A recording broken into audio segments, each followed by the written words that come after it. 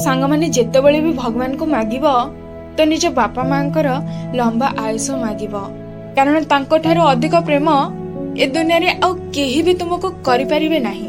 ए कहानी होची जणे बापा आउ जणे पुओंकर, जे कि समुद्र रास्ता रे केउआडे जाउथिले आ मझी रास्ता रे सेमानकर डंगा जेउ डंगा ऊपर से माने बसितिले से खराब हो गला।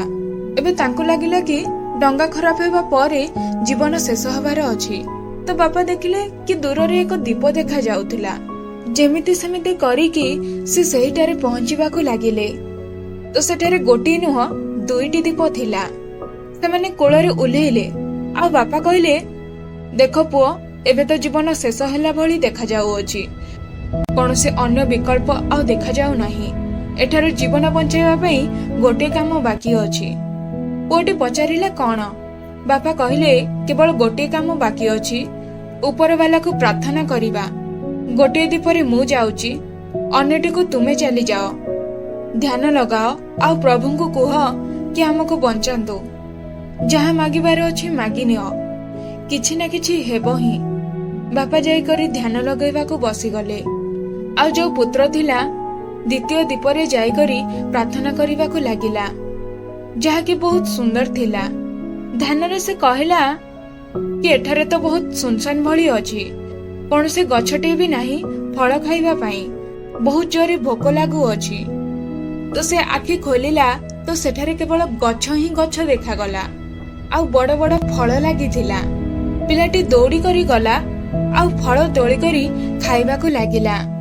आउ पुणी थरे ध्यान रे बसी गला आउ कहबा को लागिला कि चलो फल तो खाइदेली, ए जगह बहुत सुंदर अटे। किछि एमिति हे जाओ कि मु एटारे मोर परिवार बसई दिए, गोटे झोपड़ी मिली जाओ, एटारे मोर परिवार बसई पारे। कोन एमिति होई परिबो? से ध्यान रे एमिति कहिला। आ जेतेबेले आखि खोलिला तो सामने रे गोटे झोपड़ी ताको देखा गला।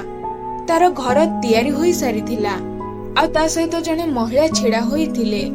से कहिला केते बढ़िया अटे, घर भी बनी गला, महिला भी आसी गला, आ विवाह भी होई गला। तो से पुणी थरी भाबिला कि जतेबेले एबे सब किछि हेउ ही अछि तो एठो बंचिबार रास्ता बाहर करिबा उचित, कारण जेतेबेले सब किछि मोर सुना जाउ अछि तो एहा भी सुना जीवो। तो से आखि बंद कला आ ध्यान लगेला आ कहिला, हे प्रभु बस गोटे डंगार जोगाड़ करी दियंतु, जहा द्वारा कि मु मोर परिवार को नहीं करी एटारु बाहरी पारिबी। तो से जेतेबेले आखि खोलिला तो सामने रे कूल आड़कू ताकू गोटे भल डंगा देखा गला, जहा जीवा पई प्रस्तुत थिला। पुओटी दौड़ी करी महिला को साथी रे नहीं करी डंगारे चढ़ी गला, बस बाहरिबार अछि। सेतेबेले आकाशवाणी हेला आ शब्द सुभा गला कि पुओ एकोटिया एकोटिया जाउ अछ, निज बापा को साथी रे नेबो नाही।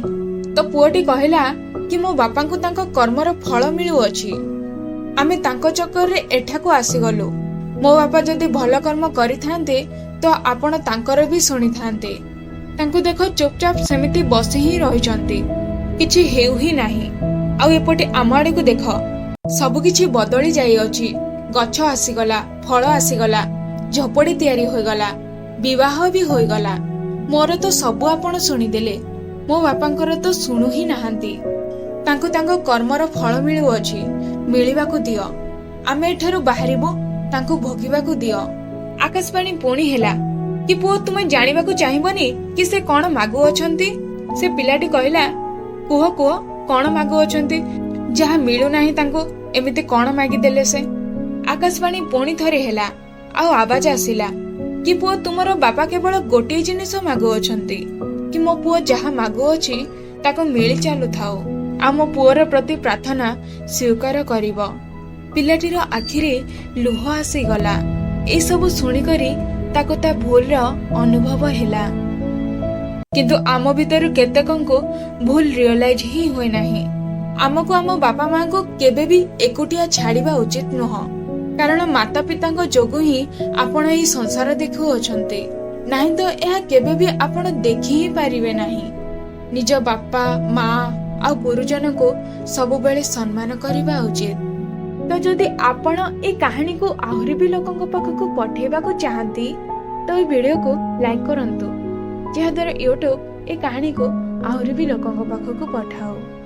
ଆଉ ଯଦି ଆମ କାହାଣୀ ଭଲ ଲାଗିଛି ଆଉ କିଛି ଶିଖିବାକୁ ମିଳିଛି ତେବେ ଆମ ଚ୍ୟାନେଲକୁ ସବସ୍କ୍ରାଇବ ନିଶ୍ଚୟ କରନ୍ତୁ, କାରଣ ମୁଁ ମିଶୁଛି ଆପଣଙ୍କ ସହ ନେକ୍ସଟ କାହାଣୀରେ।